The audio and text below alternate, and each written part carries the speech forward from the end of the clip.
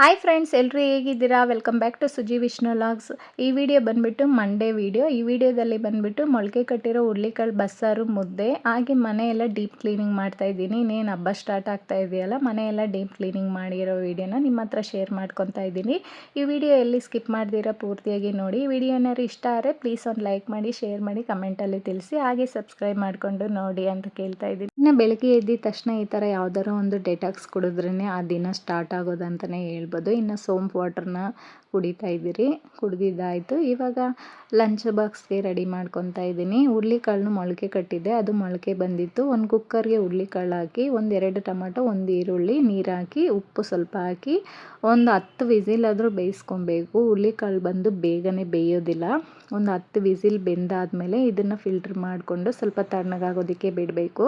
ಇವಾಗ ಇದರಲ್ಲೇ ಬೆಂದಿರೋ ಟೊಮೆಟೊ, ಈರುಳ್ಳಿ, ಸ್ವಲ್ಪ ಹುರುಳಿಕಾಳನ್ನ ರುಬ್ಬೋದಕ್ಕೆ ತೊಗೋಬೇಕು. ಬಸ್ಸಾರು ಬಂದುಬಿಟ್ಟು ಈ ಥರ ಮಾಡಿದ್ರೇ ತುಂಬ ಟೇಸ್ಟಾಗಿರೋದು.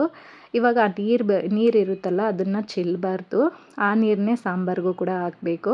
ಇವಾಗ ತಣ್ಣಗಾದ್ಮೇಲೆ ಹುರುಳಿಕಾಳು, ಈರುಳ್ಳಿ, ಟೊಮೊಟೊ, ಕೊತ್ತಂಬರಿ ಸೊಪ್ಪು, ಸ್ವಲ್ಪ ಹುಣಸೆಹಣ್ಣು, 2 ಹಸಿಮೆಣಸಿನ್ಕಾಯಿ, ಒಂದು ಅರ್ಧ ಗಡ್ಡೆ ಬೆಳ್ಳುಳ್ಳಿ, 1 ಟೇಬಲ್ ಸ್ಪೂನ್ ಜೀರಿಗೆ, ಒಂದು ಅರ್ಧ ಟೇಬಲ್ ಸ್ಪೂನ್ ಪೆಪ್ಪರು, ಒಂದು ಅರ್ಧ ಕಪ್ ಆಗೋಷ್ಟು ಕೊಬ್ಬರಿ ತುರಿನ ಹಾಕಿ ನುಣ್ಣಗೆ ರುಬ್ಕೋಬೇಕು. ಇವಾಗ ಇದರಲ್ಲೇ ಒಂದು 2 ಟೇಬಲ್ ಸ್ಪೂನ್ ಆಗೋಷ್ಟು ಮನೇಲಿ ಮಾಡಿರೋ ಸಾಂಬಾರು ಪುಡಿನ ಹಾಕಿ ರುಬ್ಬಿ ಎತ್ತಿಟ್ಕೋಬೇಕು.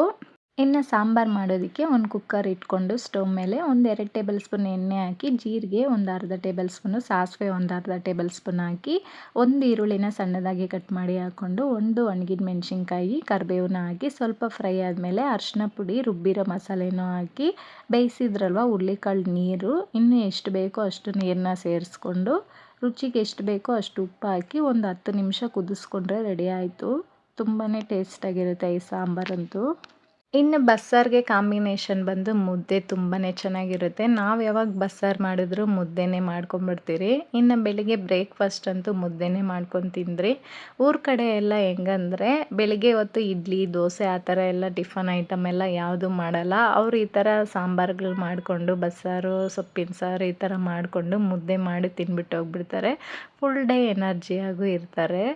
ಇನ್ನು ಪಲ್ಯ ಮಾಡ್ಕೊತಾ ಇದ್ದೀನಿ. ಬಾಣಲಿ ಇಟ್ಕೊಂಡು 1 ಟೇಬಲ್ ಸ್ಪೂನ್ ಎಣ್ಣೆ ಹಾಕಿ, ಜೀರಿಗೆ, ಸಾಸಿವೆ, ಕಡಲೆಬೇಳೆ, ಉದ್ದಿನಬೇಳೆ ಒಂದು ಅರ್ಧ ಟೇಬಲ್ ಸ್ಪೂನ್ ಹಾಕಿ ಸ್ವಲ್ಪ ಫ್ರೈ ಆದಮೇಲೆ 1-2 ಈರುಳ್ಳಿನ ಸಣ್ಣದಾಗಿ ಕಟ್ ಮಾಡಿ ಹಾಕ್ಕೊಂಡಿದ್ದೀನಿ.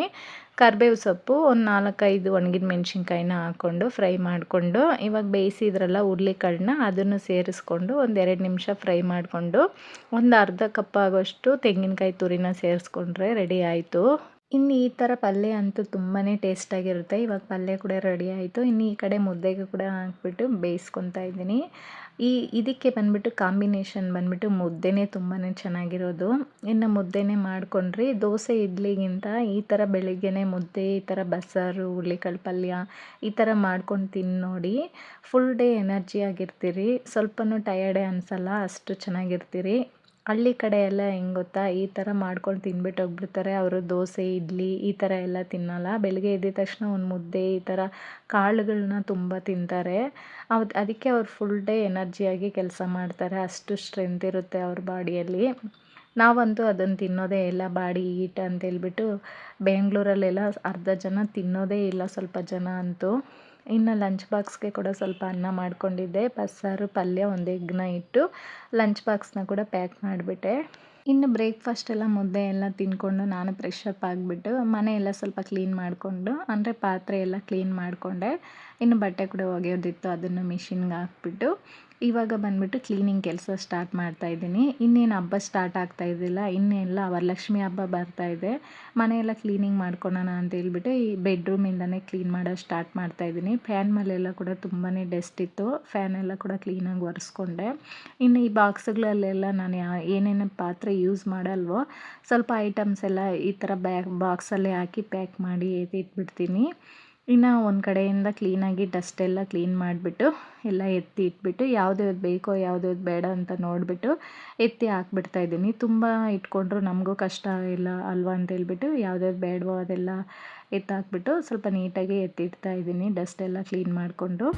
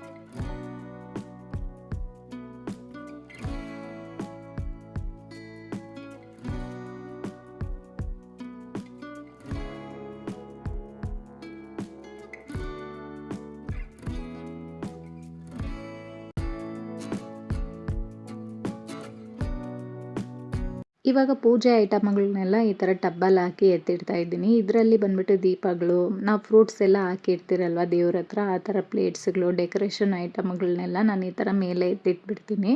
ಇವಾಗ ಅದನ್ನೆಲ್ಲ ಕೂಡ ಈ ಥರ ಟಬ್ಬಿಗೆ ಹಾಕಿ ಕೆಳಗಡೆ ಇಡ್ತಾ ಇದ್ದೀನಿ. ಇನ್ನು ಹಬ್ಬಗೆಲ್ಲ ಒಂದೆರಡು ದಿವಸ ಮುಂಚೆನೇ ಕ್ಲೀನ್ ಮಾಡಿಕೊಂಡ್ರೆ ಸರಿ ಹೋಗುತ್ತೆ ಅಂತ ಹೇಳ್ಬಿಟ್ಟು ಎಲ್ಲ ಕೆಳಗಡೆ ಇಟ್ಕೊತಾ ಇದ್ದೀನಿ.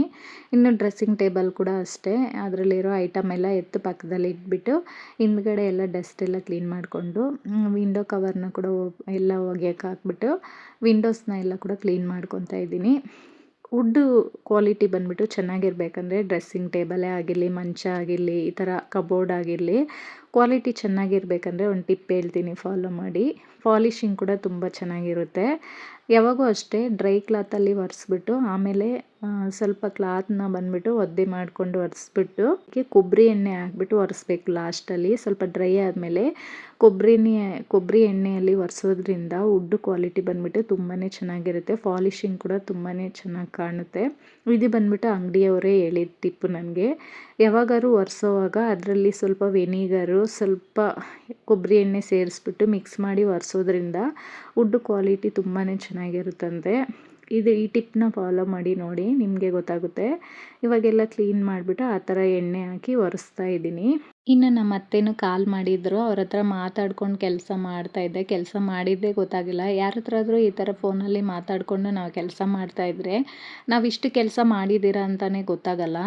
ಕೆಲಸನೂ ಅದ್ರ ಪಾಟಿಗೆ ಕೆಲಸನೂ ಆಗ್ತಾಯಿರುತ್ತೆ, ನಮ್ಮ ಪಾಟಿಗೆ ನಾವು ಫೋನಲ್ಲಿ ಮಾತಾಡ್ದಂಗೂ ಆಗುತ್ತೆ. ಇನ್ನೆಲ್ಲ ಕ್ಲೀನಾಗಿ ಮಾಡಿಕೊಂಡು ಎಲ್ಲ ಮಾಪೆಲ್ಲ ಹಾಕ್ಕೊಂಡು ಎಲ್ಲ ಕ್ಲೀನ್ ಮಾಡ್ಕೊತಾ ಇದ್ದೀನಿ.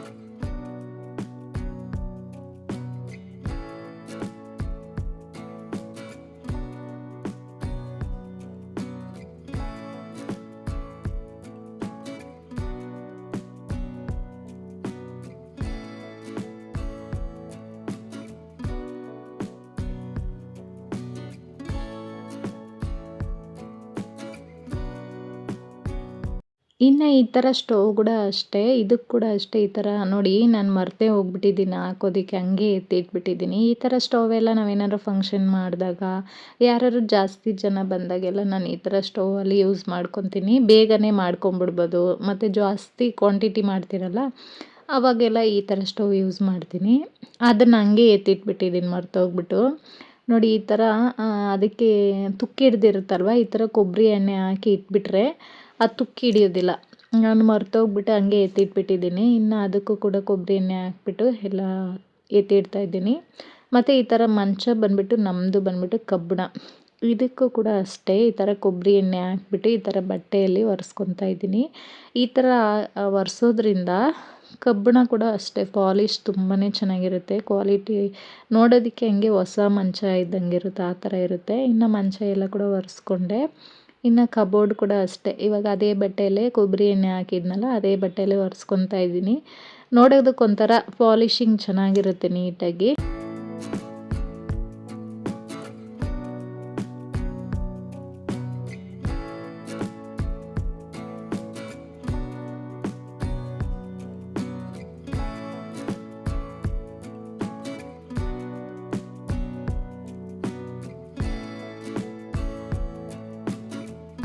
ಇದನ್ನೆಲ್ಲ ಕ್ಲೀನ್ ಮಾಡೋಷ್ಟರಲ್ಲಿ ನನಗೆ 2-3 ಅವರ್ ಆಯಿತು. ಎಲ್ಲ ಡೀಪಾಗಿ ಕ್ಲೀನ್ ಮಾಡಿಕೊಂಡೆ. ಇನ್ನು ನಾಳೆ ಬಂದುಬಿಟ್ಟು ಕಿಚನ್ನು ಮತ್ತು ಹಾಲೆಲ್ಲ ಕ್ಲೀನ್ ಮಾಡ್ಕೊತೀನಿ. ಇನ್ನು ಈ ವಿಡಿಯೋ ಬಂದು ಇಲ್ಲಿಗೆ ಎಂಡ್ ಮಾಡ್ತಾಯಿದ್ದೀನಿ. ಈ ವಿಡಿಯೋ ಏನಾದ್ರು ನಿಮಗೆ ಇಷ್ಟ ಆಗಿದ್ದರೆ, ಸ್ವಲ್ಪನಾದ್ರು ಯೂಸ್ಫುಲ್ ಆಗಿದೆ ಅಂದರೆ ಲೈಕ್ ಮಾಡಿ, ಶೇರ್ ಮಾಡಿ, ಹಾಗೆ ಕಮೆಂಟಲ್ಲಿ ತಿಳಿಸಿ ನನ್ನ ವಿಡಿಯೋ ಹೇಗಿತ್ತು ಅಂತ. ಹಾಗೆ ನನ್ನ ಚಾನಲ್ನ ಯಾರೆಲ್ಲ ಹೊಸ್ದಾಗಿ ನೋಡ್ತಾ ಇದ್ದೀರಾ ಪ್ಲೀಸ್ ಸಬ್ಸ್ಕ್ರೈಬ್ ಮಾಡ್ಕೊಂಡು ನೋಡಿ ಅಂತ ಕೇಳ್ಕೊತಾ ಇದ್ದೀನಿ. Take care, bye. Thank you for watching video.